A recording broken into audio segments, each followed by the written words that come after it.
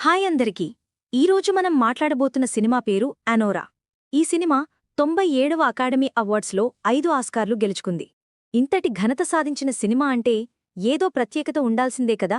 అందుకే నేనీ సినిమా చూశాను. ఇప్పుడు నా అనుభవాన్ని మీతో పంచుకుంటున్నాను.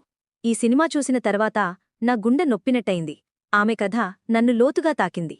ఈ కథలో ఏం జరిగిందో చూద్దాం. మన కథానాయిక పేరు అనోరా. ఆమె వయసు 25 ఏళ్లు. లాస్వేగస్లో జీవిస్తున్న అమ్మాయి.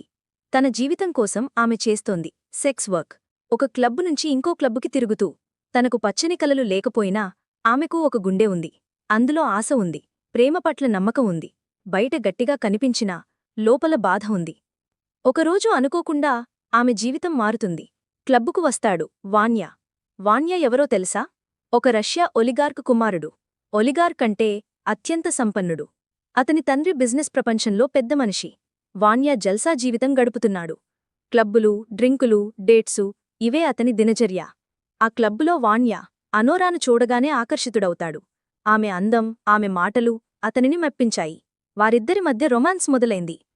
ఆ రాత్రి అనంతరం వాన్యా అనోరాను తన ఇంటికి పిలుస్తాడు. అనోరా డబ్బు కోసం అంగీకరిస్తుంది. కాని ఆమె మనసు మారుతుంది. వాన్యాలో ఏదో ప్రత్యేకత ఉంది. అతడు డబ్బున్నవాడు కావచ్చు, కాని ఆమెను గౌరవంగా చూస్తాడు. ఆమెకు మాట్లాడే అవకాశమిస్తాడు. ఇదంతా ఆమెకు కొత్తగా అనిపిస్తుంది.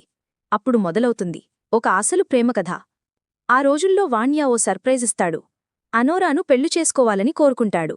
అతడు ఆమెను తీసుకుని వెళ్తాడు.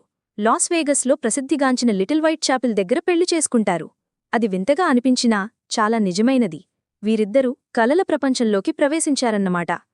వీళ్ల పెళ్లి తర్వాత వాళ్లు ప్రపంచాన్ని చుట్టారు. హనీమూన్లో అందమైన ప్రదేశాలు, సినిమాలా జీవితాన్ని అనుభవించారు. అనోరా కలల మధ్య జీవిస్తోంది. వాన్యా ఆమెను ప్రేమతో చూసేవాడు.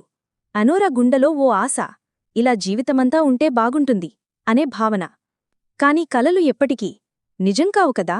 వాన్య తండ్రికి ఇది తెలియగానే అతడు తీవ్రంగా వ్యతిరేకిస్తాడు. అనోరా తనకు కోడలు కావడం అతనికి అంగీకారమవ్వదు. ఆమె గతం అతని ఆమోదానికి సరిపోదు. ఇప్పుడు వాన్య రెండు ప్రపంచాల మధ్య నలుగుతున్నాడు. ఒకవైపు తండ్రి, ఒకవైపు ప్రేమ. ఆ దెబ్బలకు అనోరా భరించలేకపోతోంది. ఆమె ఒంటరిగా కూర్చుంది, ఆలోచిస్తుంది. తన గుండెల్లో నిండుగా ఉన్న కలలు కొన్ని నెలల్లోనే చెదిరిపోయాయి. ఆమె మౌనంగా మనసులో అనుకుంటుంది, నేను వాన్యాతో 100 సంవత్సరాలు సంతోషంగా బతుకుతాను అనుకున్నాను. కాని మా ప్రేమ కొన్ని నెలల్లోనే ముగిసింది. ఈ సినిమా చెప్పే మెసేజ్ చాలా స్పష్టంగా ఉంది. లవ్ అనేది ఒక్క ఫీలింగ్ కాదు. లవ్కు తెలివి కావాలి, సమాజానికి ఎదురు నిలిచే ధైర్యం కావాలి. బంధం అనేది బాధ్యత, గ్రహింపు మీద ఆధారపడి ఉండాలి. అనోరా కథ ఒక అందమైన ప్రేమకథ కాదు, ఇది ఒక నిజమైన ప్రేమ బాధ కథ. ఈ సినిమా నా గుండెను హత్తుకుంది. ఆమె కన్నీళ్లలో నిజముంది. ఈ కథలో ప్రేమ ఉంది, అభిప్రాయాలు ఉన్నాయి. మీరు తప్పక చూడాల్సిన చిత్రం. ఇంకా ఇలాంటి సినిమా అనుభవాలు, ప్రేమ కథలు తెలుసుకోవాలంటే లైక్ చేయండి, షేర్ చేయండి, మా ఛానల్ను సబ్స్క్రైబ్ చేయండి. ధన్యవాదాలు.